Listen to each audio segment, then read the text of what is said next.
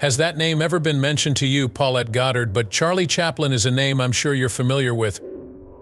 Charlie Chaplin's wife, Paulette Goddard, was arguably the greatest Hollywood actress of all time. You will understand why her name is no longer recognized in the industry when we reveal her story. Be seated while we narrate the heartbreaking tale of Paulette Goddard. Paulette Goddard's comedic and dramatic abilities were immediately apparent when she was 13 years old, as is well known. Before she became an actor, though, did you all know that she was a child model? She was ready for the life of the star when she landed these modest modeling jobs. She became one of the most renowned girls in Hollywood history after entering the profession at a young age. With her mesmerizing dancing and singing, she became a star after joining the Ziegfeld Follies and landing the part of the Crescent Moon prop. While Goddard's relationships with Hollywood heavyweights like Charlie Chaplin and others helped propel her to stardom, they were not the sole reason for her success on screen. She was nominated for a Best Supporting Actress Oscar in 1943 for her outstanding performance as a military nurse in the groundbreaking film So Proudly We Hail. However, the things that transpired in her life and the obstacles that she conquered will astound you all. Her sad conclusion will traumatize you, going from being the most successful actress in Hollywood to the most unfortunate. You need to see the video all the way to the conclusion in order to grasp it. She didn't have to be. Marion Levy was born in Queens, Long Island in 1910. This may come as a shock to all of you, but Paulette Goddard is her real name. A lot of people think she had a large family because it was typical for her day. However, she actually had the closest relationship of any of her siblings with her mother. Her father, what became of him? Since her mother reared Levi alone after her parents' divorce when she was a baby, she persevered and saw to it that her son turned out to be a wonderful, well-behaved young man. An interesting aspect of Goddard's life was the unconventional bond she shared with her mother. She refused to be one of those famous Hollywood types who hid their wealth and left their loved ones behind. No matter how famous she became in Hollywood, she always found a way to get into her mother's lap at the end of the day because she knew they were the only ones in the world who could truly understand her. Reason being, there was nowhere else you could find limitless, unconditional love.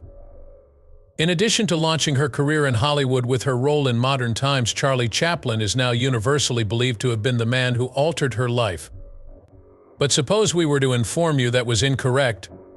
Her legendary roles in films like The Women, That Great Dictator, and Reap the Wild Wind brought her immense fame. At the beginning of her career, though, she received encouragement from a different man. In any case, we'll get to his backstory later on in the film, but for now, just know that Goddard was idolized by the masses due to her insane acting abilities. She began her acting career as a child model for renowned department stores including Hattie Carnegie and Saks Fifth Avenue, where she was discovered. So, you're probably asking how on earth a child who grew up without a father ended up in the entertainment industry. Her introduction to the Hollywood scene came from her great-uncle, Charles Goddard, a prosperous industrialist. She was barely making ends meet as a low-paid model, but many powerful people spotted her and knew she was a promising young actress awaiting her big break. For her, it wasn't all sunshine and rainbows since she initially struggled with her acting skills. Then again, what can you expect from a girl who grew up in filth as an orphan? Many possibilities that could have altered her life's trajectory were lost because she had to return. However, she persisted. Returning to her roots, she enrolled in an acting school. What propelled her ahead was a combination of perseverance and effort. She became one of the most sought-after actresses of her period upon her return to the industry, all because of it. Goddard was a stunning young woman in the 1930s, and you all need to remember that. She met Edgar James via a suitor, which is typical of the way people in the past viewed marriage as an absolute necessity for women. They tied the knot shortly after, as he was a wealthy timber magnate. Their marriage, which began in 1932, ended in divorce only 2 years later, a clear indication that their love for one another was lacking. She received a substantial sum of money which would enable her to fulfill her long-held ambition of becoming an actor, so it wasn't all awful for her. She adopted the stage name Paulette after realizing she needed to be an inspiration to others. She began her career in 1929 with a small appearance in Birthmarks, starring Stan Laurel and Oliver Hardy, and her moniker was inspired by her mother's maiden name. Even though she was still a young lady, she had already decided to make Hollywood her permanent home, and her friends and family began pressuring her to be married again. She decided to become a full-time actor after signing a contract with Hal Roach Studios, which would keep the individuals at arm's length. She was in numerous films, including Young Ironsides, The Mouthpiece, and The Girl Habit. Even though you've probably never heard of these flicks, we assure you that they were crucial in establishing her name among industry heavyweights, despite their diminutive size. You must be asking when exactly she will achieve the level of fame enjoyed by Paulette Goddard. Fortunately, she got her big break in early 1930 when she met the great Charlie Chaplin. It took place during filming of City Lights, and Paulette had a little part in it. They weren't very close, but the moment they met eyes, they knew it was love. Their love was so intense that Charlie purchased the contract from Hal Roach Studios. With this authority came the opportunity to free her, and he did just that, casting her as the lead female in the 1936 film Modern Times. Ellen Peterson, a young woman, met Chaplin, a man attempting to find work despite his poverty, by chance in this film. The film mostly depicted the atrocities of industrialization, but audiences adored them both, and her acting chops were on full display. As a result, she became one of the most famous silent film comedians, famous for her jokes about their on-screen romance. Behind the scenes, things weren't that different either. Their hearts were entwined. They were married in 1936, only 4 years after meeting for the first time. She appeared in The Great Dictator again, this time with Charlie Chaplin, as if fate had smiled upon her. On this occasion, it was essentially a gamble. The leading lady played the part of a Jewish woman who was persecuted, hence the political significance of the character was highly dubious. Charlie ended up with no money at all since no studio was willing to back his film, which dealt with some of the most taboo subjects of the day.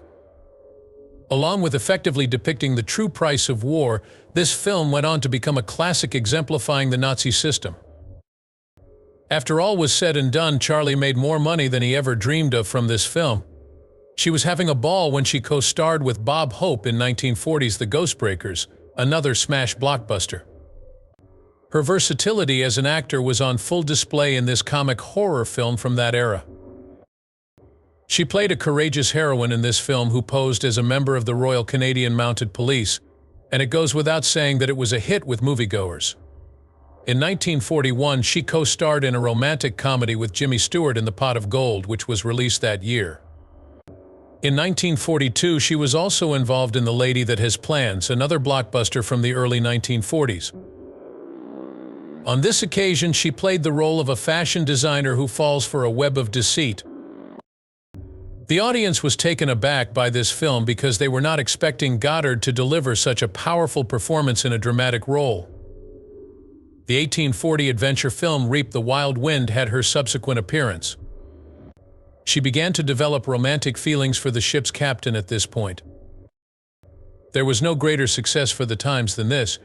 She rose to stardom in Hollywood as a result of this. The winds of disaster began to blow just when she believed her life was going swimmingly.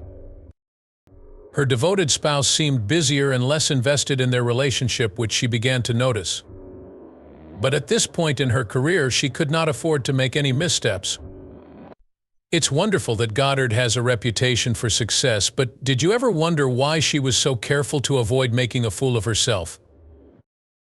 It was due to the fact that there was no official documentation of her marriage to Chaplin, which led to grave worries regarding her portrayal of Scarlett O'Hara in Gone with the Wind.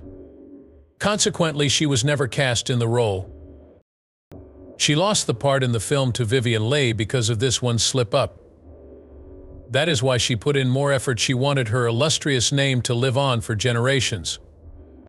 In the early 1940s, she co-starred with Veronica Lake and Dorothy Lamour in a charming musical titled A Sweater, a Song, and a Peek-a-Boo Bang. She also delivered her most memorable performance that year. So Proudly We Hail featured her, where she was serving as a nurse throughout the horrors of WWII. Because it resonated so strongly with those who had recently emerged from World War II, this film was horrifying for some. She made it to the Oscars, where she took home the Best Supporting Character award, thanks to the excellent performance she gave in this film. The world has shifted its focus to her. Plus, after her Oscar triumph, many said she should have retired. Goddard, on the other hand, was never one to shy away from hard labor because she was never good at pleasing others. The world was astonished when she got a divorce from Charlie Chaplin in 1942, just when she believed she had it everything.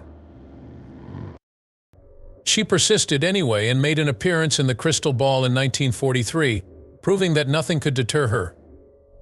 After that, in 1945, she was the lead actress in the film Kitty. Unconquered, Goddard's last major cinematic feature, was set to be directed by Cecil B.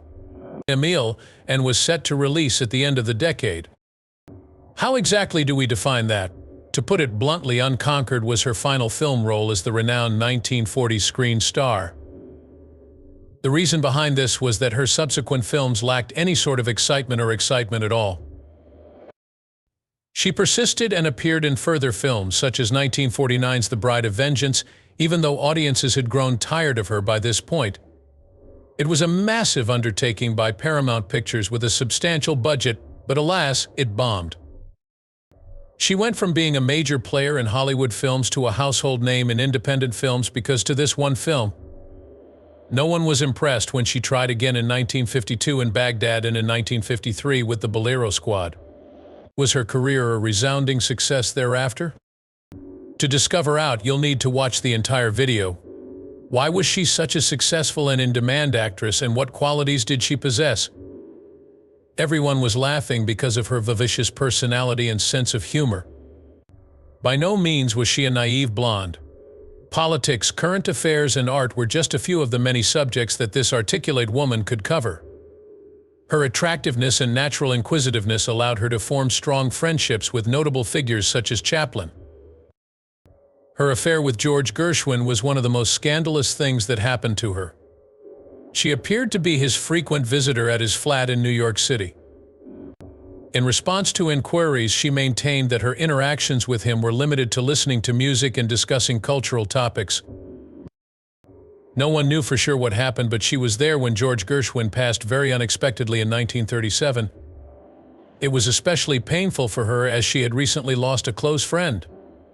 Since she was a frequent visitor to Diego Rivera's flat, he is also considered a significant figure in her life when discussing her friends. Beyond that, she was featured in his widely appreciated morality play, The Dream of a Sunday Afternoon in Alameda Park. She was able to immerse herself in the exquisite Mexican art and gain a deeper appreciation for it through her relationship with him. Now we're in the 1960s, when Andy Warhol was one of her closest friends. At the time, he was a prominent figure in society and he used to relish being in her presence. Supposedly, she was a frequent customer at his illustrious factory in the past, and managed to land roles in a few of his avant-garde feature films. Surprisingly, her story of marriage did not conclude with James or Chaplin. After her split from Chaplin in 1944, she wed fellow actor Burgess Meredith barely 2 years later. The couple's hopes for a first-time parenthood were dashed, as if all the good fortune she had accumulated by making classic films of the era had run dry. They were taken aback by the news of their child's miscarriage, but they were determined to stay united and provide each other with support during this difficult time. It was as if they were at their breaking point, like if the world had come to an end. In 1949, they finalized their divorce. She had a rough year in 1949 due to her instability. With the intention of making their marriage continue till the end of her days, she gave love one more try and wed Eric Maria Remarque. It turned out that way. In 1970, while they were in Switzerland, Remarque passed away and they went their own ways. Because of this, Goddard is also mostly forgotten and unrecognized in modern times. It was due to the character of her previous spouse. He didn't exactly bind her in the house either. The couple's shared desire for a life away from the limelight was the driving force. Despite her profession as an actress, she was respectful to her husband's demands. They used to take long walks around Switzerland in their last years together, escaping the prying eyes of Hollywood. Were you all aware of the immense money that Goddard possessed? We told you about the rich businessman who was her first spouse, and now you know all about it. Beyond that, she was able to live the high life thanks to the fortune she earned as an actress. Her exceptional ways of helping people were legendary, and she was famously generous. She wanted to be sure her vast fortune was going towards good causes, so she gave some of it to others. Recall that we mentioned that she had a passion for art. She eventually sold her enormous art collection for $2.9 million after realizing she had to. Life took away all that she had accomplished in her youth. Thus, in her twilight years in the 1970s, she received the devastating news that she had breast cancer. However, she refused to give up and fought the disease valiantly. She finished treatment and ultimately triumphed. Donating $20 million to New York University towards the close of 1970 is one of the main reasons Goddard is remembered. She wanted to make sure that the money she had was going towards helping other people get degrees. All of Goddard's loved ones will remember her fondly and hope that the $20 million she left behind will be used to benefit those in need, including students, faculty, and staff. What a fantastic life she led. And what a horrible conclusion. On April 23, 1990, in Switzerland, she succumbed of heart failure. She was 79 years old when she died, and her final resting place is known to be in Ronco Cemetery, near to her last spouse.